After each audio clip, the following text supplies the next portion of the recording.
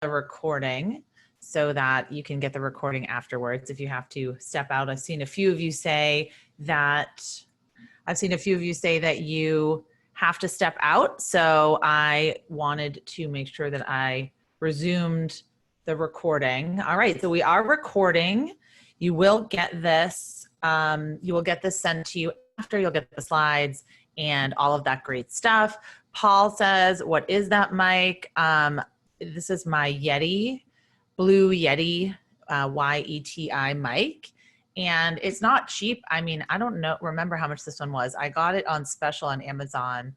I got it on a recommendation of one of my favorite podcasters. And truly, it's amazing because what I love is that it has like the directions. So if you are interviewing someone in front of you, you can make it so that it's two directional. You can make it so it's like if you're at an event that you're getting all the ambient noise, or you can make it like I am right now, trying not to get ambient noise and just unidirectional. And that's what I love about it. So easy to use.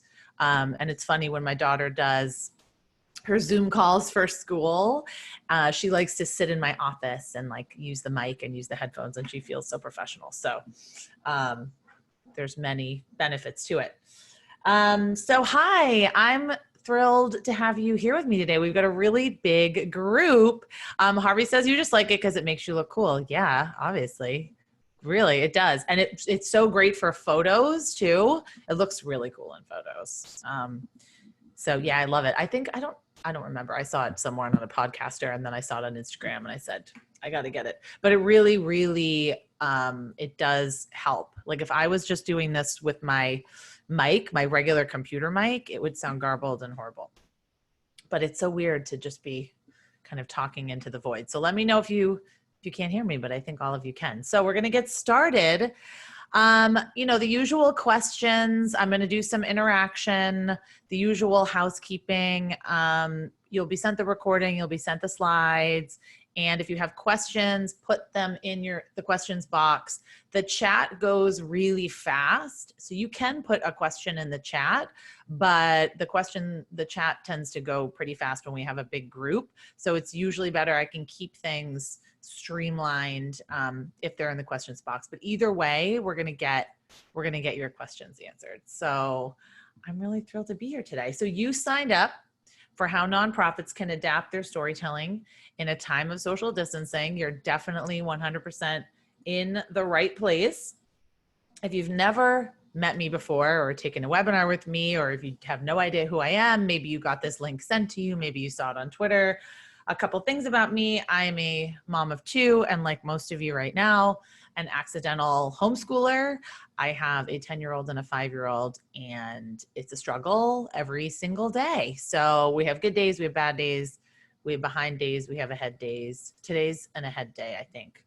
My daughter's learning about the Civil War. My son has his Star Wars preschool workbooks that we've been using. So we're doing our best. My husband's working full-time too. We're all at home. We're safe and healthy. So that's really all we can ask for at this time. And I have 2 books. Many of you might know me from speaking engagements or other webinars that I've done, and I've talked about the books before.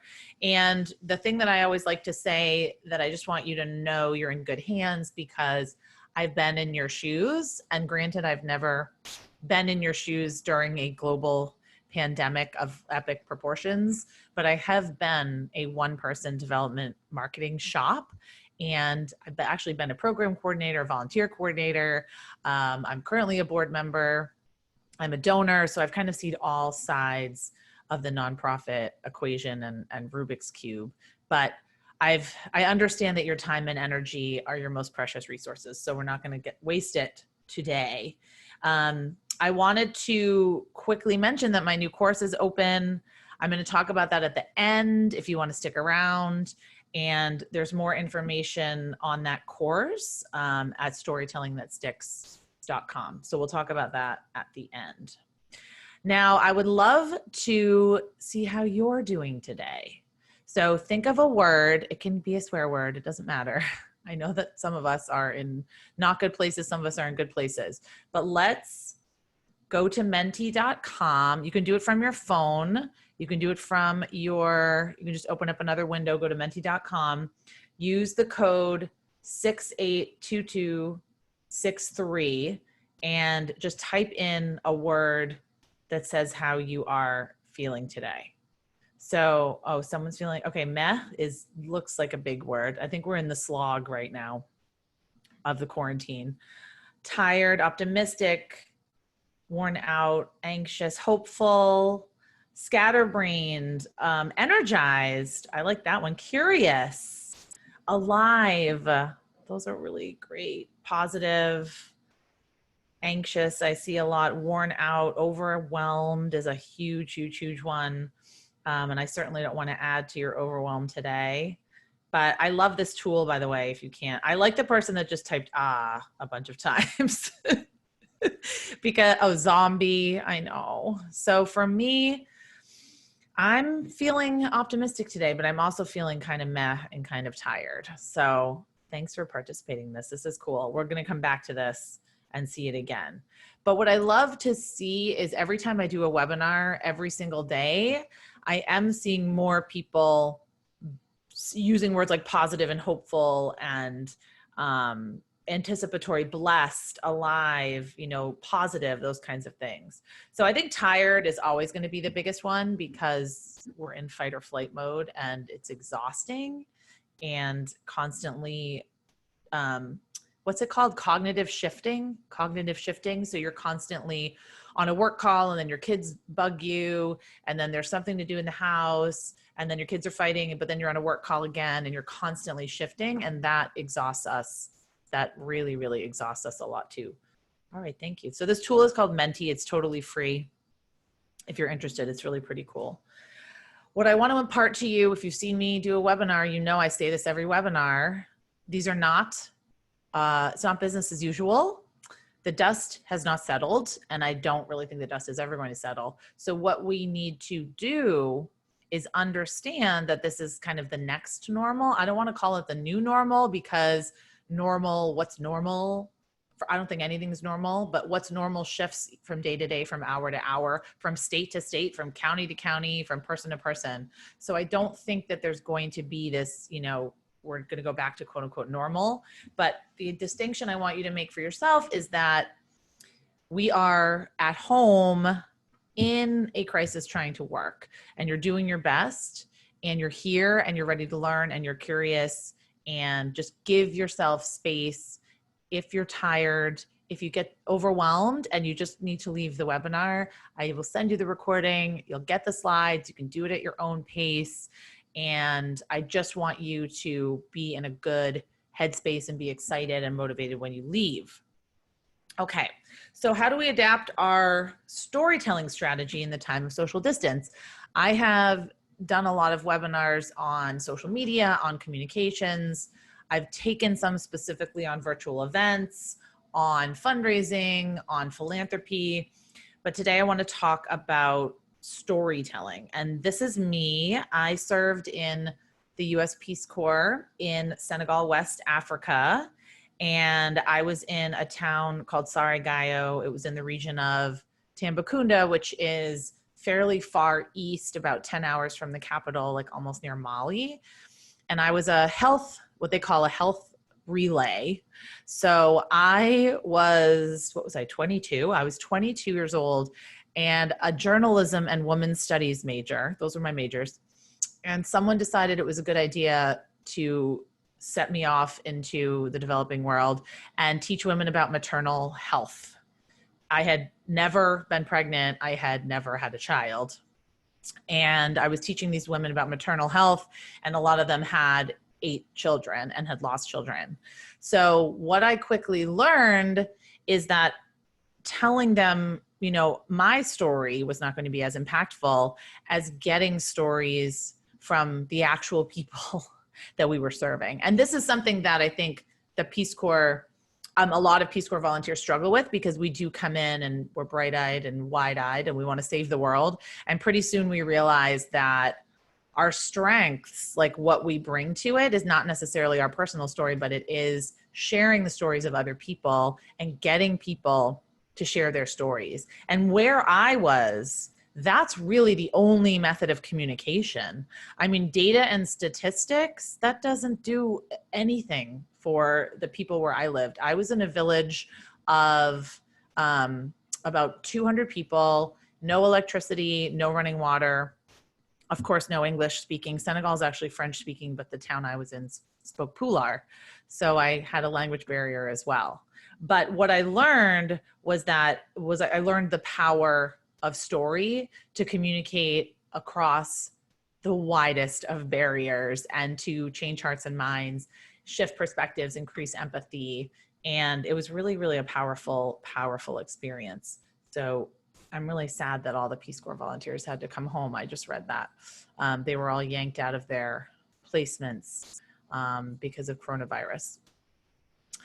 What people tended to think about language when it first got studied the origins of language, they believed that language was created to coordinate work and battle plans. But Yuval Harari, this book is really good. It's very long, it's very thick, it's very good. He found that language was actually created to share stories. So since the dawn of time, really, storytelling has been used as a way for humans to comfort each other, to debate issues, to form social alliances. So it's really pretty powerful. And we know that, great storytelling does more than just communicate a message. It gets really to the heart of how we process information and express ourselves. So stories help us visualize how we can improve our own lives, and the world around us. And popular stories and narratives like these are my 4 favorite books currently. And I've read them all with my daughter. We're still reading Little Women. We did see the movie. I actually really liked the reboot. Controversial opinion. But popular stories and narratives, they define our culture and our values and what we deem important. And not everyone's going to find the same story or the same book as emotionally compelling, right? It's also scientifically proven that storytelling actually affects our brain. So I'm not a neuroscientist, so I'm not going to spend too much. I only have 1 slide on this, but it's very important to understand that it has been scientifically proven with data that we are much more likely to not only hear stories, but to actually listen to them and process information. And obviously, we're much more likely to remember narratives than we are statistics and data. So for me, I really believe, and I've seen the power in action, the stories we tell create the world that we live in. And mission-driven storytelling really has the potential to change hearts and minds around complex, difficult issues. And like I said before, to shift perspectives to increase empathy, okay? So our unique responsibility as agents of change, trying to make a difference in the world, trying to rally people around our cause, we need to combat this decimated trust that people have in institutions and brands and government. They're very suspect, especially right now.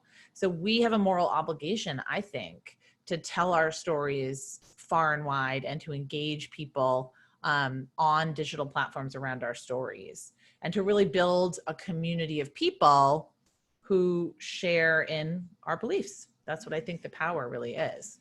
So what can storytelling do, really? Now, this is one of my favorite quotes. Storytelling rallies people around something. The stories we tell connect the dots for our audience and hopefully inspire them to be as passionate about our work as we are. Seth Godin famously says, all marketing should make someone think, people like us do things like this. People like us do things like this. Because if I see a story and I say, wow, that's an issue that I care about, and people like me want to help and solve that problem. It's all about creating that shared identity with your donors, especially with your supporters, so much so that they want to share the stories about your work because it helps them identify, it helps them establish and express themselves. And this is really why people share on social media because it expresses something about you when you're sharing something that you want to get out into the world. So I absolutely love this idea, the creation of a shared identity between the individual and a cause over time. That needs to be your goal, because that's how you're going to get bigger gifts, long-term gifts, donor retention is going to increase, and that's how you're going to get even planned gifts and legacy gifts. And beyond the scientific power and the cultural power of storytelling, we know that donors want stories. This is what they want to hear from us. So many, many, many studies have been done talking to donors, asking them what they want.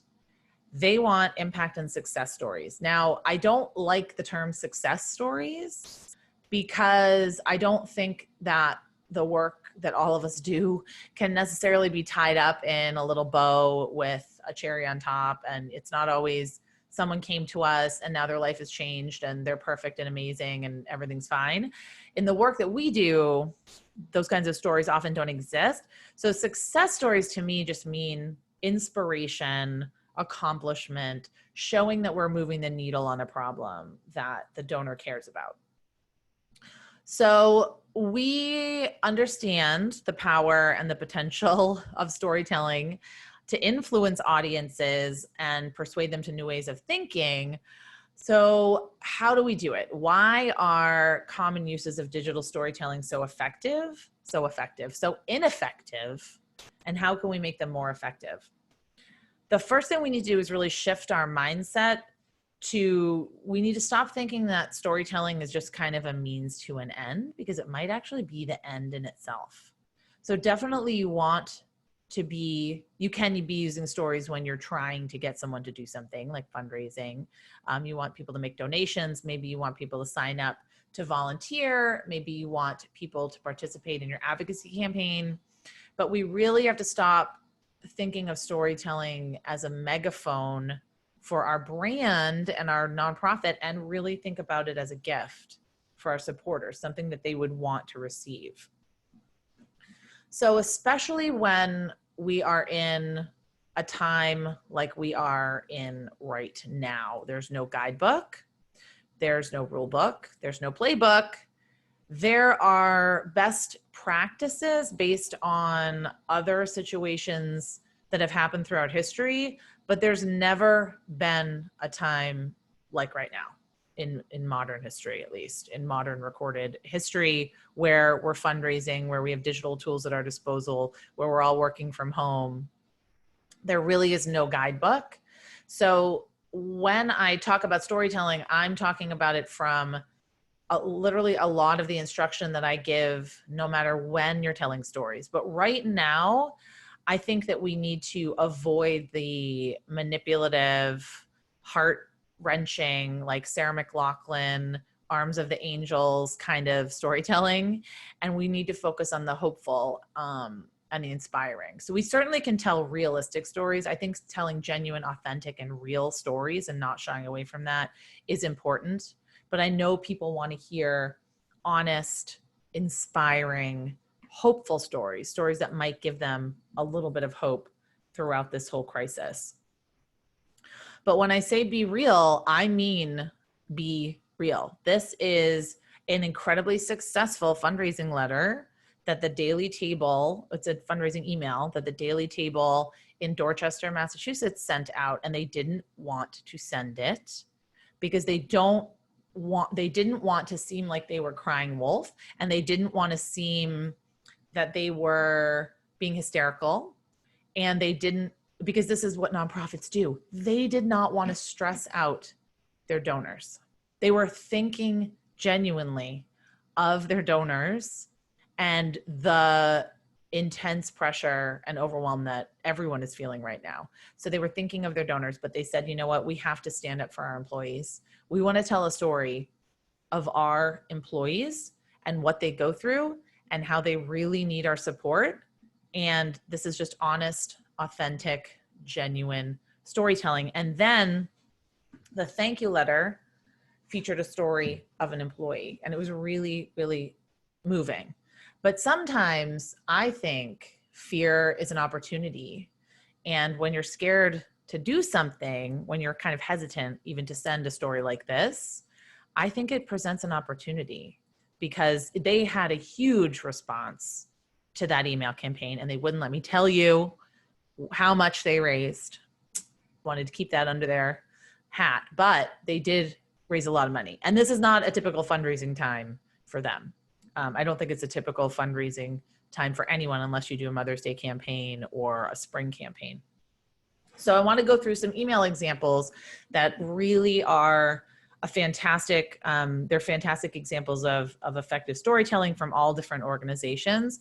And if you go to bit.ly/NP COVID, just make sure the N and P and C are capitalized. This is my Google Drive. It's getting really big now. My Google Drive of examples, nonprofit communications during COVID. So I've got fundraising appeals, social media updates, stories. We're going to look at quite a lot of these today. How to thank donors, some playbooks in here, some guides. And actually, I really wanted to highlight this photo because I didn't take a picture of this. There's no such thing as a non-COVID essential charity. Every mission matters right now. Any diminished service offering has an impact. You all matter. So that's very important. So I wanted to put that in there. All right, let's go back to the slides. So all of these examples that I'm going to go through are in the thing, but I wanted to pull out some of them. Rosie's Place in Boston, one of my favorite organizations. I really like this headline, actually, all in a day at Rosie's Place, but I love this. The streets of Boston are quiet, but that's not the case at 889 Harrison Avenue. And then they tell you a story. It's 7 a.m. The long line of homeless women waiting to come inside Rosie's Place extends into our parking lot. They're medically screened. This is exactly what happens. You know, this is why we do it. And then it's from Lee Marie. All of their emails are usually from a person, often from Lee Marie, but it tells me exactly what's happening right now. So it captures my attention because it's a story that's timely and relevant and urgent, because I'm actually really interested. I support Rosie's Place. I want to know. I was thinking of all the homeless shelters when the stay-at-home orders first happened in Boston. I really was thinking, I was thinking of all of the homeless shelters and the foster homes and the support services that would be dramatically impacted. So I really appreciated hearing, you know, from some of my favorite places. So the link to the Google Drive is, you can't put hyperlinks in Zoom anymore, but it's going to be in the slides, and it's on the top of that other slide. This is from my friend Erica. She works for the Museum Association of New York.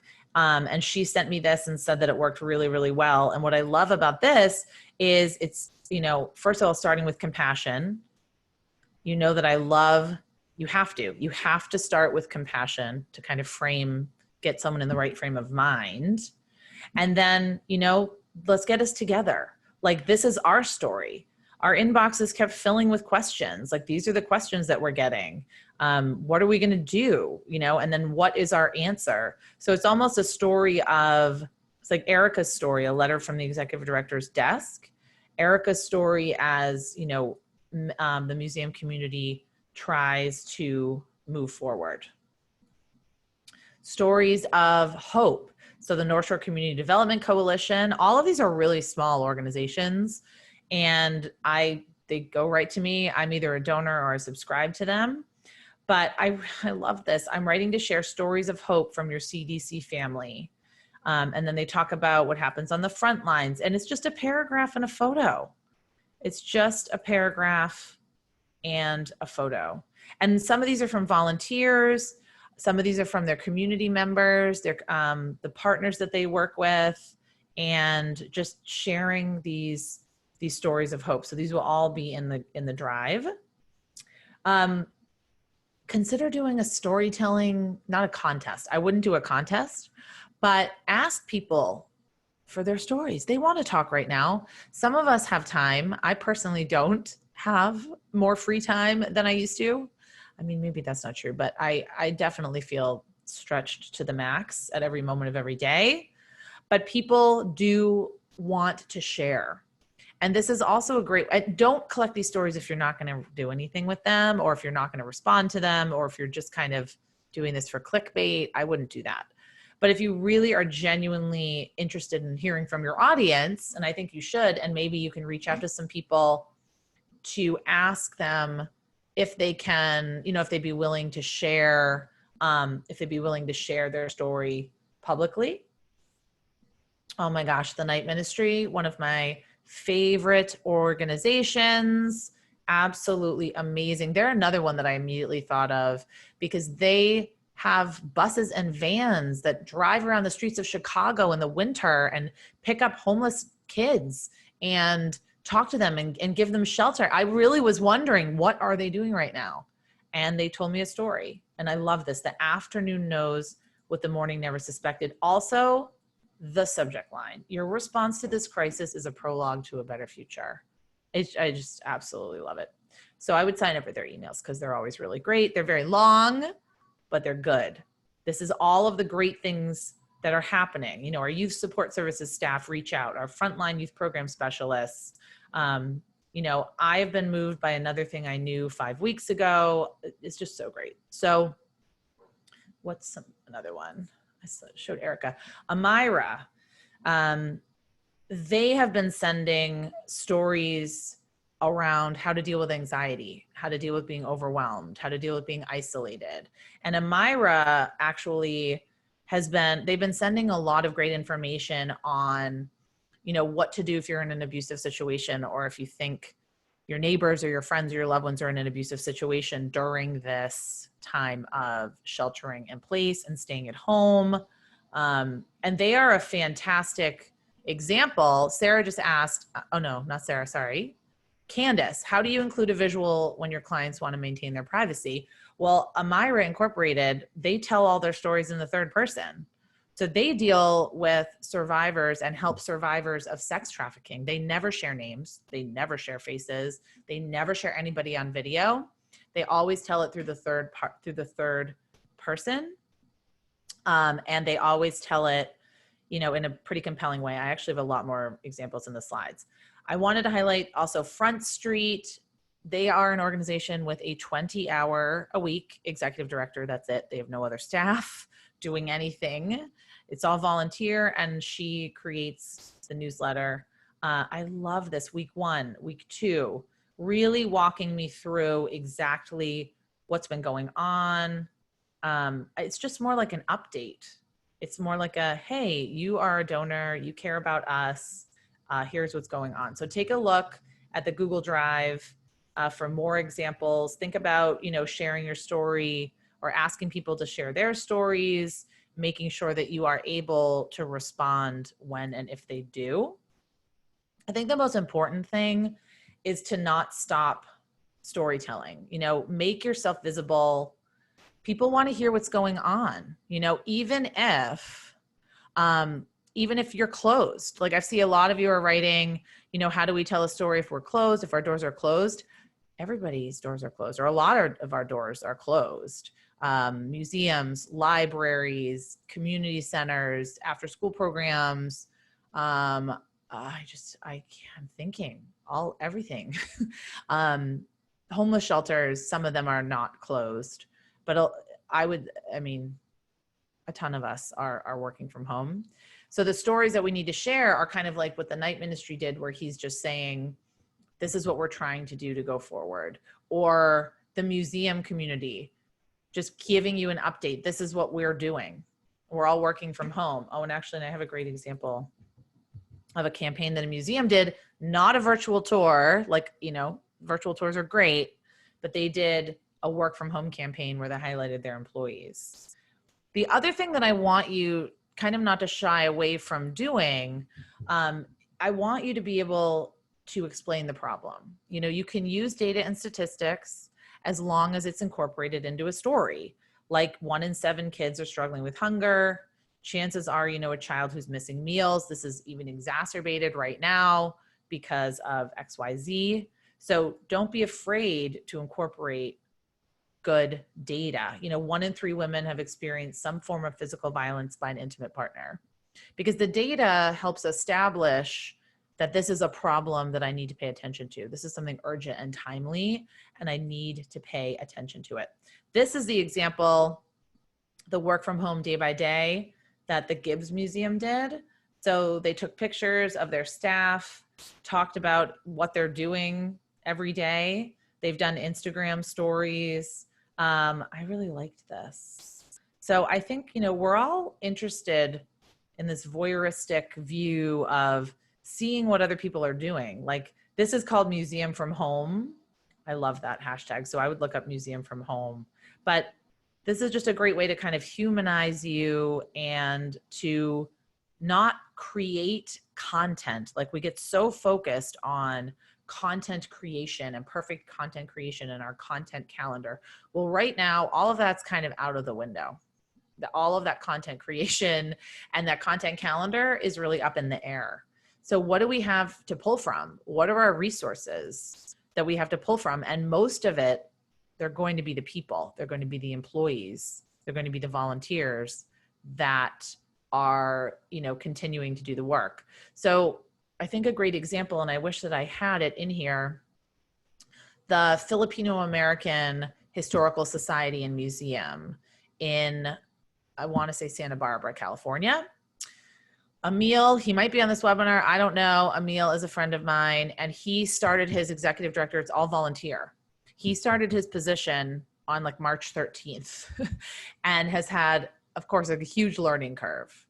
But they're all volunteer. Their doors are closed. He's sharing stories. He's just sharing stories, trying to get stories from his community, trying to build the community around the cause, because the point was never the museum. The museum was not the point. The museum was the result of the passion and the stories in the community.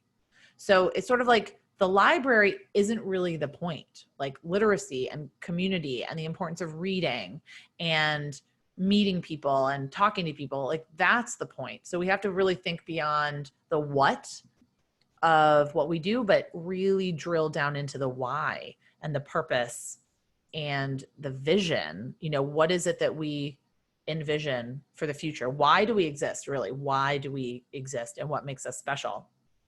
And it's challenging when your doors are closed. It can be very, very challenging when your doors are closed.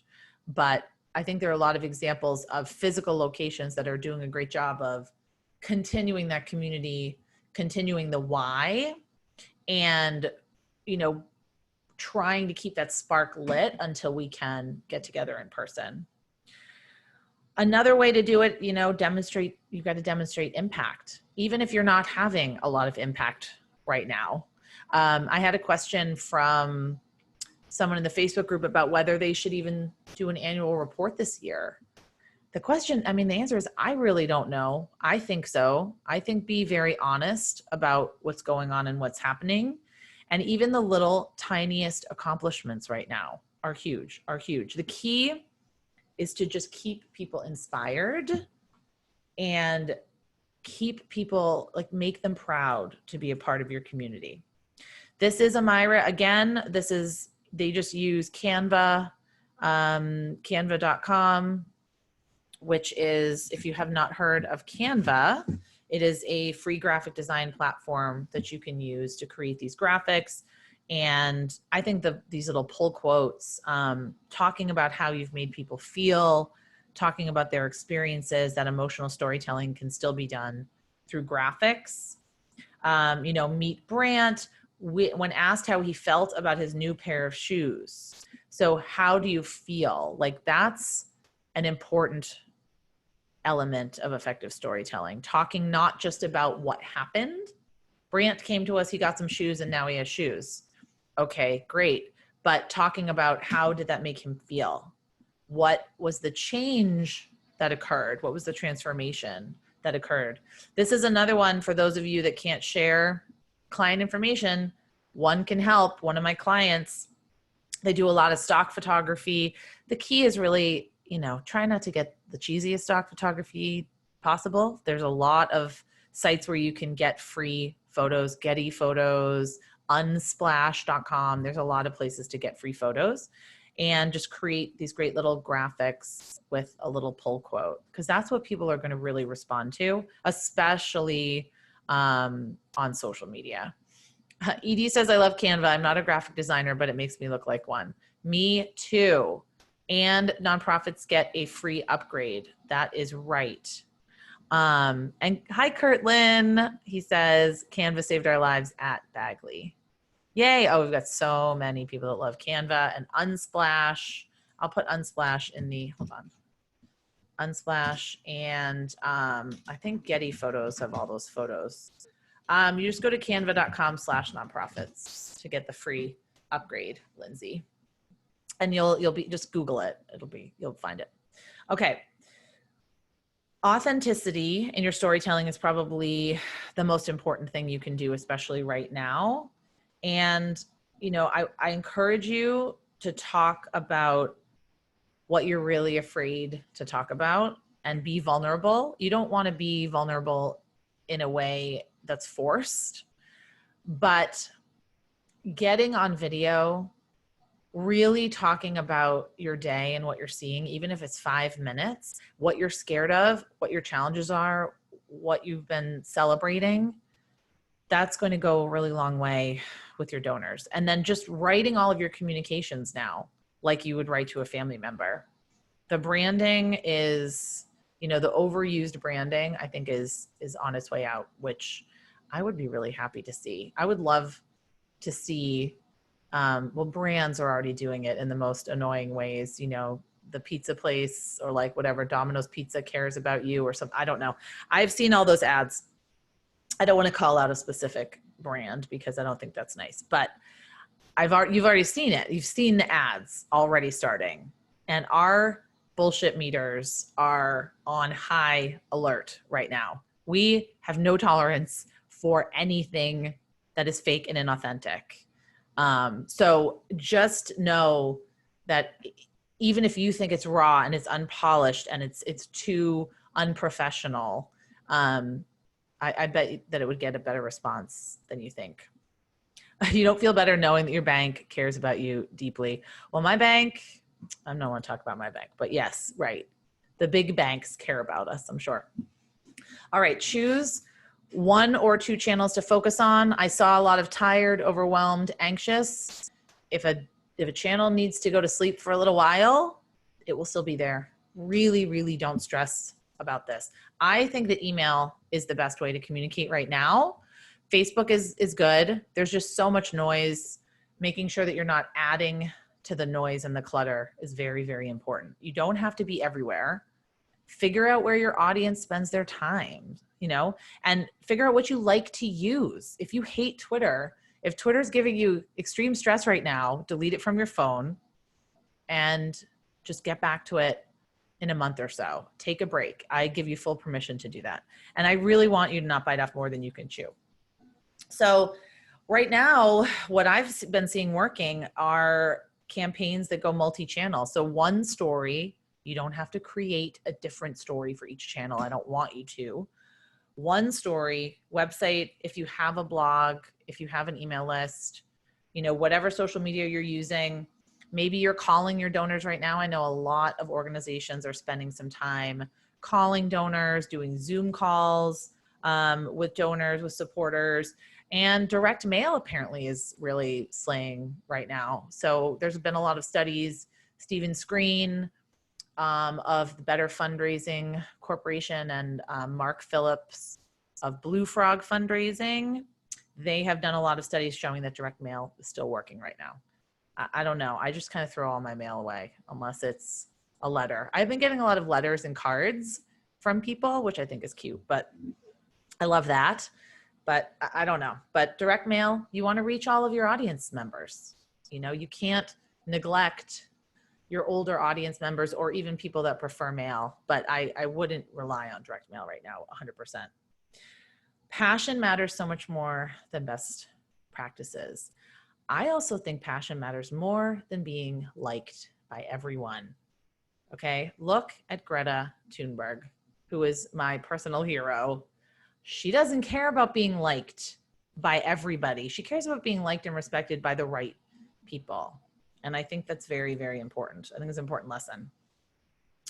All right, so to wrap up, oh yeah, save the USPS. That is true. We have been sending more cards lately, and I did buy a ton of stamps. I'm a personal fan of like handwritten cards.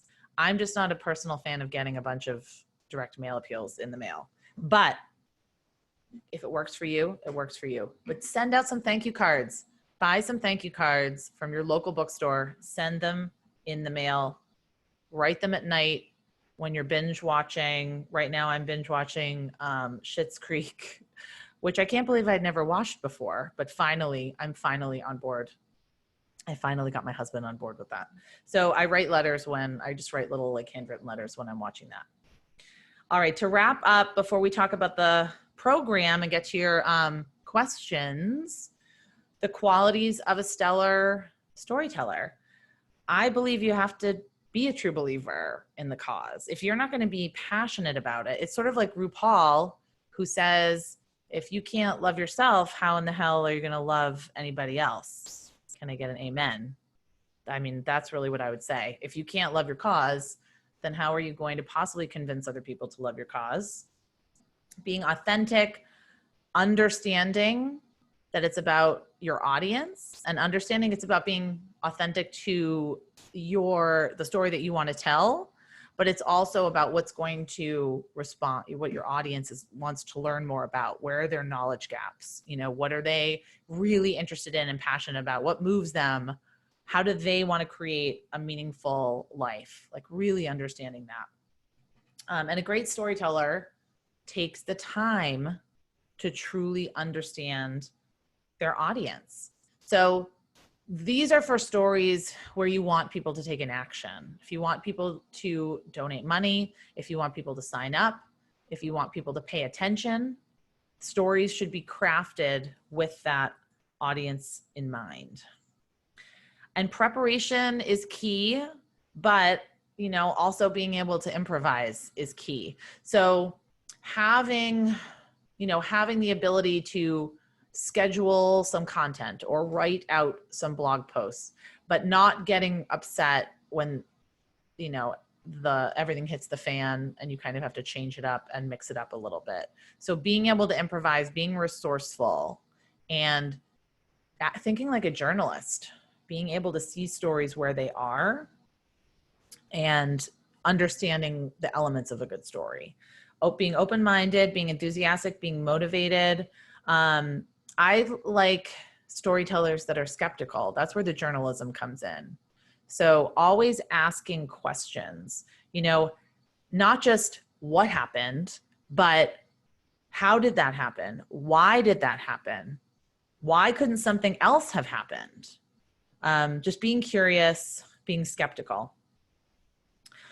And then being generous. So if you're going to be asking people to share their stories or tell you their stories, then you probably need to open up a little tiny bit about yourself, about your own story.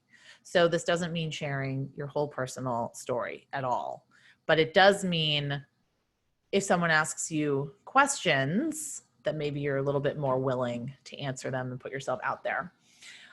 Context is also huge. So are you telling the story in front of a group of 100 people? Well, that would be virtual. But what is the context? Is the story a tweet? Is it an Instagram story? What's the purpose? Is it in direct mail? Is it going to be, is it going to be the key piece of your annual report?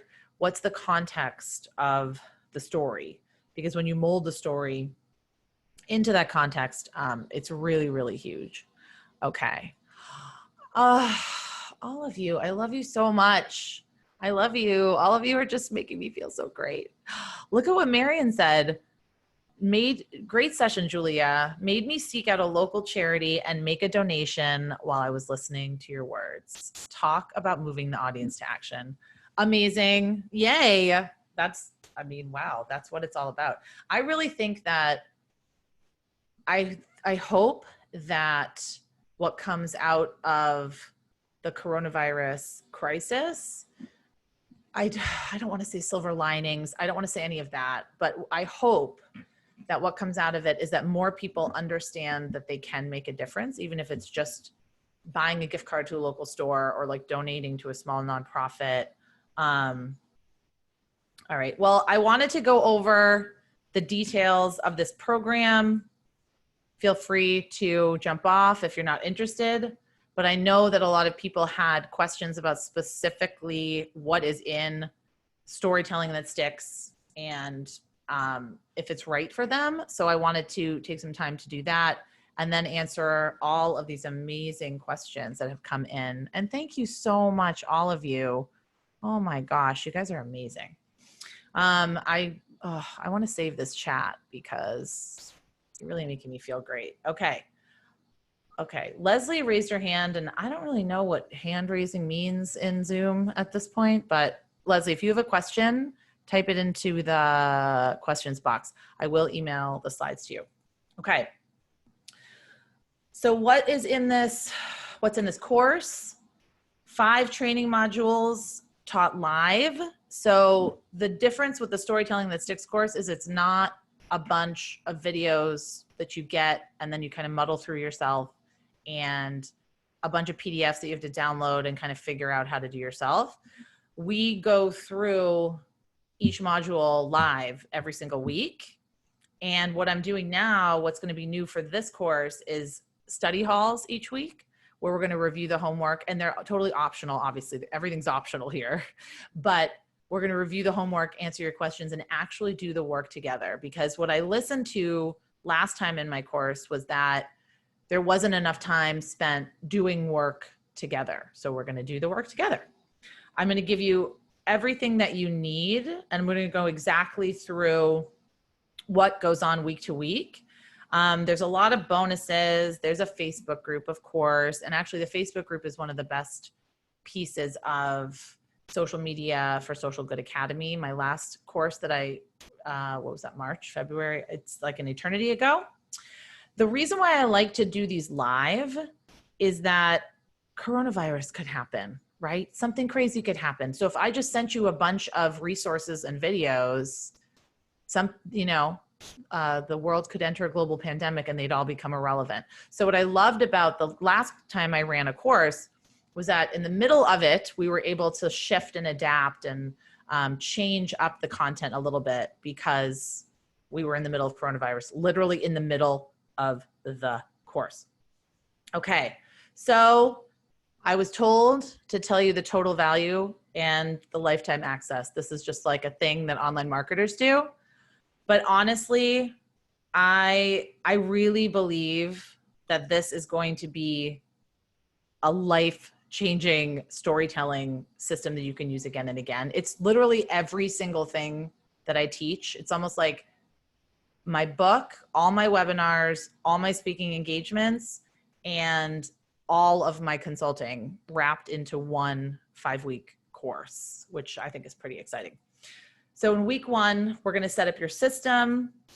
It's a 5-step system. We're going to talk a lot about buy-in, how to get buy-in. This is a huge thing that I'm seeing in the questions actually, that's coming up, because without buy-in, you can't do very much, right? So that'll be week 1. And it starts on June 1st. I should say that it starts on June the 1st, the very first module. You'll get all the recordings. You'll get lifetime access to everything. So don't worry if you have to miss one of the modules. Module 2, how to think like a journalist and a detective. Now, I told you I was a journalism major, and I'm also a huge fan of detective novels and movies. So we're going to talk about how to use those skills to collect stories, how to work with others to encourage them to build on that buy-in, how to use collection tools to make the process easier. Yeah, Victoria, the course is available for anyone. It's all online. It's going to all be delivered via Zoom, the live webinars, and then the study halls are either going to be Zoom or Facebook Live in the group. I haven't really decided yet. I guess it depends on what the group wants, because I can do either. If we feel like Zoom would be the best way, we can do that for the study halls, which I'm so excited about. I actually took a Seth Godin course, and they did little breakout rooms and they did study halls, and it was amazing. And I'm totally stealing that model. Chad says, hi, Chad. By the way, I love seeing these names, people that I know. I'm currently taking an online course with Indiana University. How many hours per week do you expect this will take? That's the thing. So the live event, where we do the work, will probably be an hour. So I'll deliver some content. We'll do some work together. I'll deliver some content. That's really all you need. If you want extra help and you want some extra hand-holding, then the study hall is available to you, and I'll do the study halls for an hour a week. So if you utilized both of these things, it would be 2 hours. It would be 2 hours a week. And then you might have, that's of course not counting actually implementing, but hopefully that will fit into your job that you're already doing, and it's going to make your job easier. That's what my goal is. So my goal is not to add a lot onto your plate. It's to streamline and help you prioritize what you're already doing, and then give you this system that you can then just go off and use a million times as you do your storytelling. That's my goal. We'll talk about ethical storytelling and forms and permissions. That will all be covered in week 2, and then it'll probably spill over a little bit into week 3, which will be crafting stories.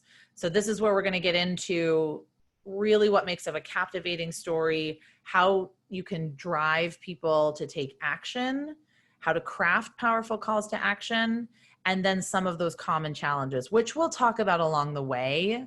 But if we don't get to all the common challenges, we're going to focus on them in week 3. And I know a lot of you are saying, I don't have a sexy cause, but you definitely do.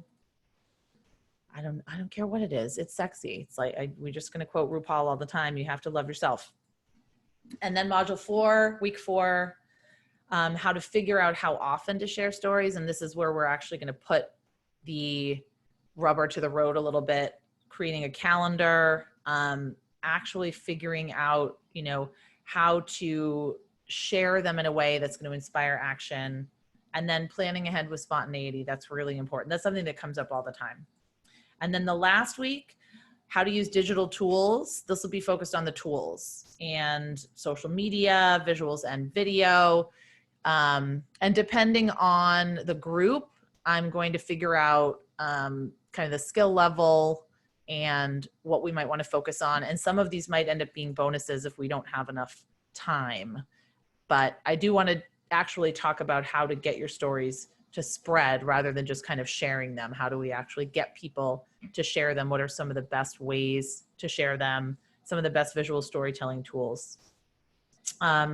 There's bonuses as well. Those are just going to be in your library, and you can access them at any time, and they'll be available for you right when you sign up. So, okay, awesome. Oh my gosh, so many questions. Camille says, how many spots are open in this course?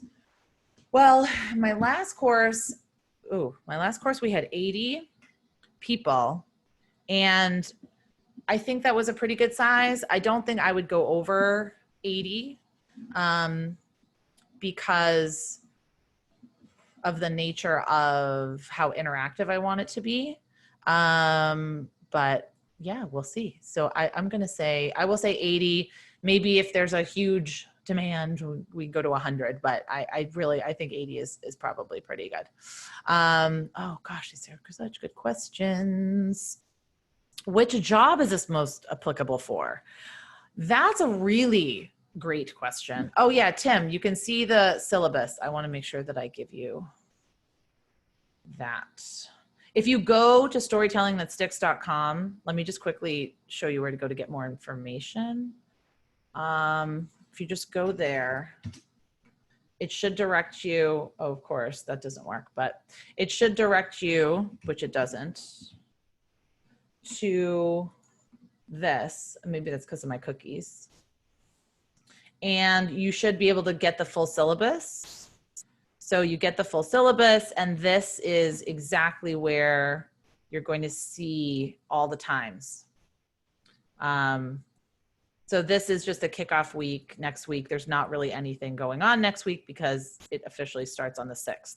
So when you go to that sales page, you'll be able to get this exact syllabus, everything that we talked about, but also the dates and, you know, when everything is going to happen. Okay. This is a very good question that Jacqueline just asked. Which job is this most applicable for? Well, I really, anyone at the organization that's responsible for the collection and the crafting and sharing of stories. So if you're a volunteer, like Emil, he's the executive director of the Filipino American Historical Society and Museum. And he's the one at his organization that, you know, tells the stories and collects the stories. He's the volunteer executive director. So it'd be perfect for him.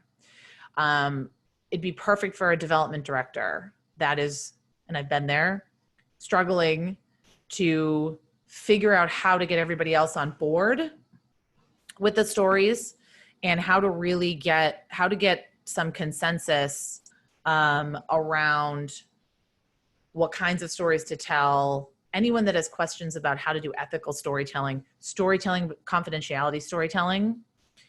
And I want you to know, I mean, I've worked at a domestic violence shelter. Was my very first development marketing job. And I've pulled a lot of my professional experience as a consultant from that job, trying to pull teeth to get people to give me stories for the email newsletter, maintaining confidentiality, making sure that we were being very ethical and, you know, always maintaining the safety of our clients, all of that kind of stuff. So I have experience there, and I've also worked at a rape crisis center, and I've had clients that were foster care agencies and child abuse agencies and had to maintain extreme discretion. So we'll talk about that. Okay, awesome. Let's see the questions. Oh my goodness. Oh, well, Sarah says, how do these stories get done? We're one person who's organizing to make these get done so well. I think that, you know, it takes practice. And what I would recommend if you're one person, well, obviously I'd recommend you taking the course. But if you don't want to take the course, get examples. Just keep compiling examples that you really like and start seeing what they have in common. And then keep your eyes and ears on the ground. You know, keep your eyes peeled, keep your ear to the ground, whatever this cliche saying is. And really think through, like, what makes you unique? What makes you compelling? What makes your organization interesting? And what's the problem that you're solving? And those are the ways that you're going to tell great stories. But for me, I always like to compile a lot of examples, if you couldn't tell by that Google Drive, and get inspiration from a lot of examples. It's not going to be perfect. Nothing's ever going to be perfect, but it's not like you just all of a sudden open up a Facebook post one day and you craft a perfect story. Maybe some of us do, but it certainly takes a lot of practice. Okay. Camille says, what are some of the best ways to communicate a switch from in-person programs to synchronous digital programs? Oh man, we haven't done a program yet. We can't share success. We want to bring our communities together digitally. Camille, I would encourage you to email me. My email's on the screen because I have a lot of examples. I just think that might be, I couldn't even answer that if I had 20 minutes, but I can send you some resources on virtual events. If anyone else wants resources, they're in that Google Drive. They're also in the Facebook group that I run, which I'll give you the link to that. I know I'm giving you like a lot of links. But inside the Facebook group, there are a lot of resources and a lot of discussions around virtual events specifically. So I'm happy to send those to you. Yes, we're available the recordings. Marcy, thank you. She said, love this webinar. You're awesome. I love it. Andrea says it's one-on-one or group training. It's a group. It's a group. And let me see. Shelly says, do you provide one-on-one coaching? So I do provide one-on-one coaching. So email me about that. This course is different. This course is a larger group, and you can ask other people that might even be on here. A few of my past students are in this cohort of Storytelling That Sticks. I really am available to my students, like probably more than my husband thinks I should be. But if you have a question, you can always email me, and I'm available by email. And I'm always in the Facebook group too. So it's not technically one-on-one coaching, but I mean, it's pretty close. For that price, it's way more affordable than hiring me one-on-one. I will say that. I mean, it's just being real. Ileana says, do you accept a payment plan? And yes, if you go to the website, I have so many websites open right now.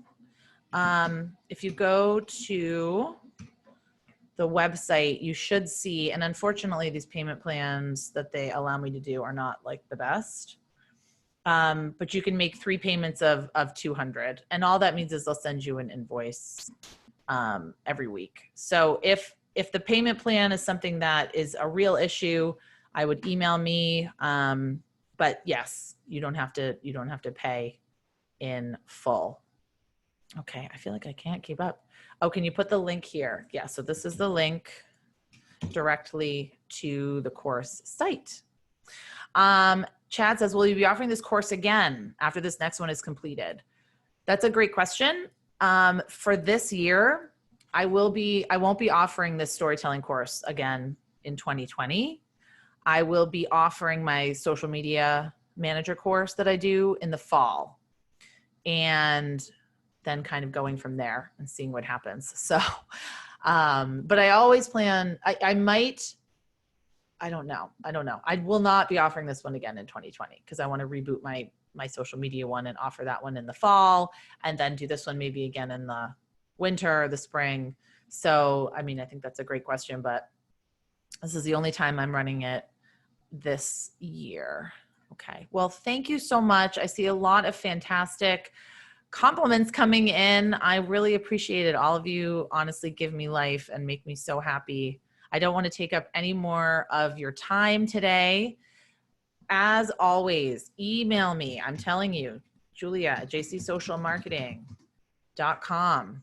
If you have any questions, if you didn't get your question answered here, and I will send all of you the recording once it gets all converted, and I upload it, and I'll send you the slides as well. So thank you so much. You're doing an amazing job. All of you keep hanging in there and doing awesome work. And I will hopefully see you on another webinar. All right. Take care. Bye.